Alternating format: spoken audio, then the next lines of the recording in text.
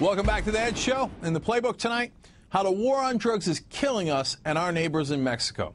During Prohibition in the 1920s, we had gangsters with colorful nicknames like Lucky Luciano and Bugsy Siegel. Now, during our current marijuana prohibition, we have gangsters with names like Edgar the Barbie Valdez and Ignacio Nacho Coronel. Prohibition always breeds gangsters, and the current one has led to massive gangs and massive crime. In the 1920s, not only did arrests for drunkenness and disorderly conduct increase once we banned alcohol, but so did thefts and burglaries, homicides, assaults, and batteries. The number of federal convicts increased by 561%. The federal prison population grew by 366%. And total federal expenditures on penal institutions increased by 1,000%. Sound familiar? We had the same exact kind of enormous jumps in incarceration, crime, and prison expenditure under this current pot prohibition. But worse yet, Mexico has been ripped apart by this senseless war on drugs. Since Felipe Calderon, under the encouragement of the Bush administration, started his fruitless war against drugs in Mexico in 2007, 30,200 people have died in drug-related violence. That's a stunning number.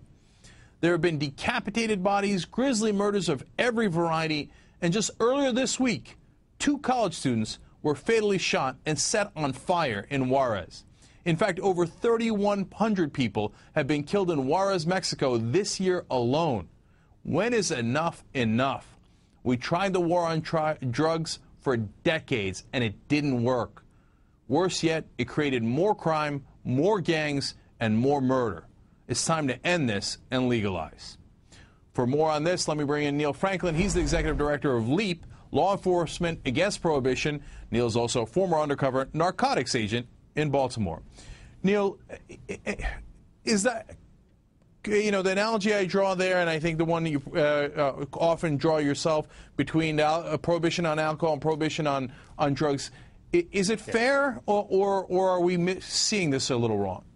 No, it's quite fair. And you gave the numbers from Mexico, so I'm not going to repeat those, but we also have to take a really good look at the United States.